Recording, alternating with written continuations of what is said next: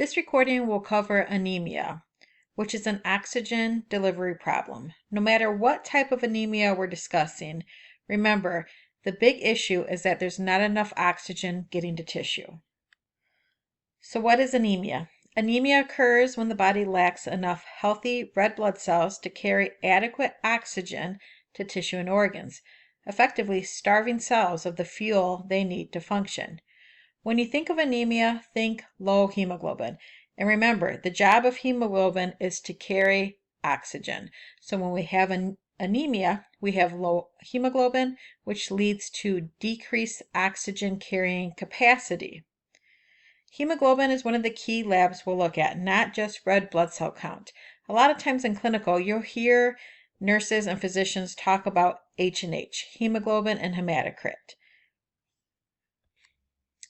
Here are some common signs and symptoms for anemia that are common across all types of anemia. And the big thing is the body's experiencing hypoxia and the body's trying to compensate. So with the cardiac system, you could see tachycardia, which is the heart beating faster to try to beat what red blood cells are in the body that have oxygen, to try to beat those cells out as fast as possible in order to compensate. With the patient, respiratory signs and symptoms: decreased O2 saturation, shortness of breath, dyspnea on exertion. What we're going to see with the patient then could be an increased respiratory rate to compensate, to try and get more oxygen to be able to fuel the body. Skin, you can see pallor or paleness due to less hemoglobin. Neuro, we can see fatigue, we got problems with hypoxia. Some key signs and symptoms that you could see presented in a patient with anemia would be fatigue, pallor, and tachycardia. If you see those three symptoms, one diagnosis you should consider would be anemia. The first and most common type of anemia we're going to talk about is iron deficiency anemia. The problem with iron deficiency anemia is that the patient is deficient of iron, not enough iron, and if the patient doesn't have iron, the body can't make hemoglobin. And we already said the job of hemoglobin is to carry oxygen. With iron deficiency anemia, the cells are microcytic or very small.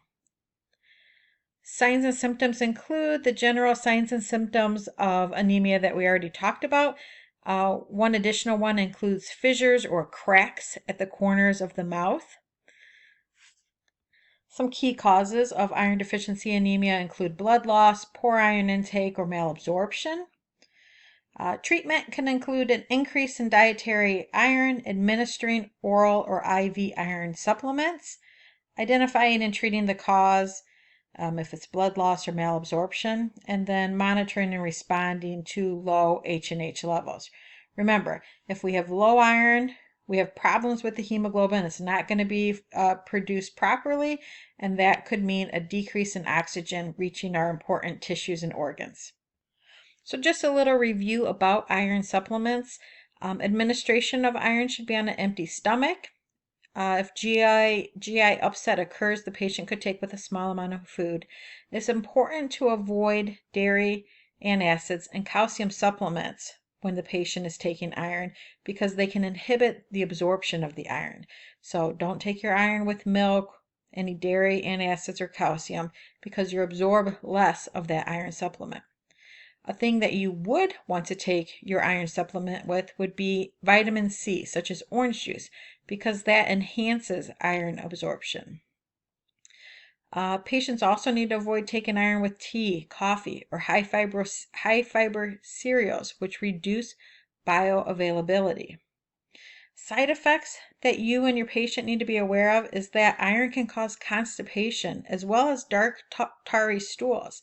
Now, normally when we hear dark tarry stools, we get a little concerned and we worry about GI bleeding. But this is an expected side effect of iron. So you want to make sure your patient is aware of that so they're not calling you really concerned that they might have a GI bleed because their stools have become dark. And you also might want to give them some education about preventing constipation, such as increasing fluid and dietary fiber. We want to monitor for signs of a therapeutic response, improved energy, better color, and an improvement of H&H to a normal level.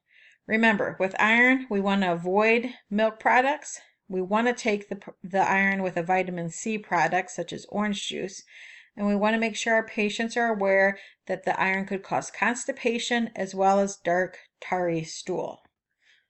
So who is at risk for iron deficiency anemia? Patients who have had bariatric surgery, have a dietary deficiency of iron, are menstruating or breastfeeding, are currently pregnant, or have recently delivered, and those who have had recent surgery, trauma, or blood loss.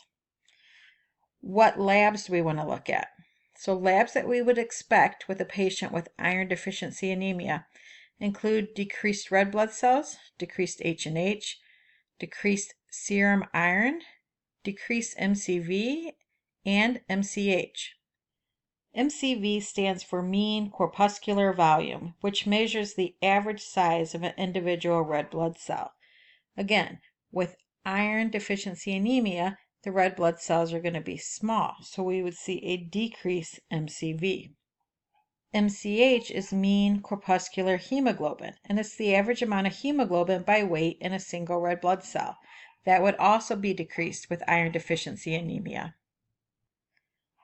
Serum ferritin tests measure the amount of free iron present in plasma, and it's a helpful means to assess total iron stores.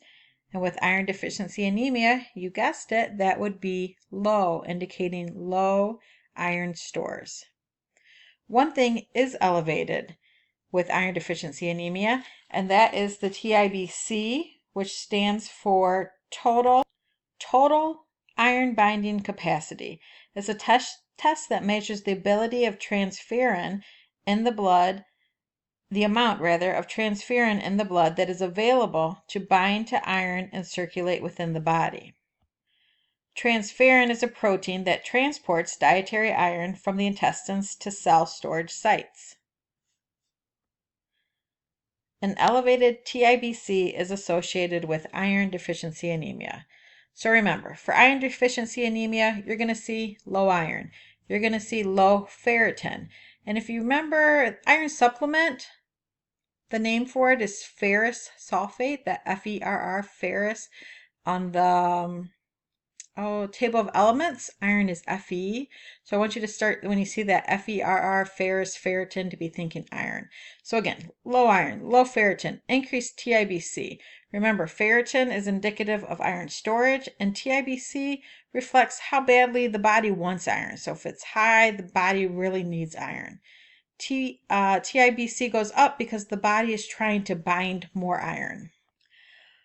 We want to educate patients on iron-rich foods such as red meat, organ meat, egg yolks, legumes or beans, leafy greens, and raisins. Remember to instruct your patients to take supplements with vitamin C and to stay away from dairy. Make sure they understand that iron supplements can cause dark tarry stools as well as constipation. The next type of anemia is vitamin B12 deficiency anemia. With vitamin B12 deficiency anemia, the body lacks cobalamin or vitamin B12, and that lack of vitamin B12 impairs DNA synthesis, which produces abnormally large red blood cells that are known as macrocytic, macro being large, cytic cell. Vitamin B12 plays a role with myelin sheath maintenance. So if we have a problem with vitamin B12, we worry about neurological issues. Signs and symptoms for vitamin B12 deficiency anemia are the same general signs and symptoms we already highlighted for anemia. Some additional ones include glossitis, which is a shiny, beefy red tongue, as well as paresthesias. Paresthesias, remember, are abnormal sensations, so numbness, tingling in the extremities, and that again relates to vitamin B12's role in maintaining neural function. Finally, ataxia or impaired coordination and cognitive impairment can be seen with vitamin B12 deficiency as well. Treatment includes lifelong cobalamin or vitamin B12 supplements via IM injection or high-dose oral therapy. Injections are essential for pernicious anemia patients who lack intrinsic factor and cannot absorb B12 taken orally. So remember, when you think B12, think brain function, because vitamin B12 affects neural function. And we know our general signs and symptoms of anemia: fatigue, pallor, tachycardia. But also with this one, we have neuro symptoms: numbness, tingling, ataxia.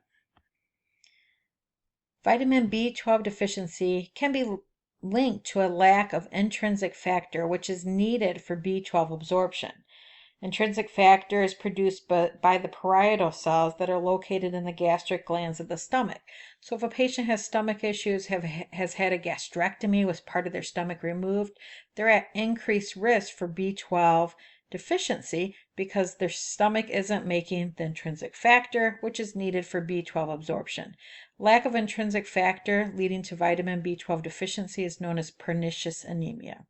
So we worry about history of GI surgery, Crohn's disease with malabsorption, patients with strict vegan or vegetarian diets, and other dietary deficiencies. We're going to look at labs to see if the patient has decreased red blood cells, H&H, and serum B12 levels. We'll also look for elevated MCV and MCH and the presence of anti-intrinsic factor antibodies that could cause, or confirm rather, pernicious anemia. For nursing priorities, we want to focus on neural assessments as well as increased fall risk for the patient. Reinforce the lifelong nature of B12 therapy. Stopping the treatment leads to a relapse. And in terms of teaching, we want to teach the patients about foods rich in vitamin B12, such as animal proteins, fish, eggs, nuts, dairy products, dried beans, citrus fruits, and leafy green vegetables.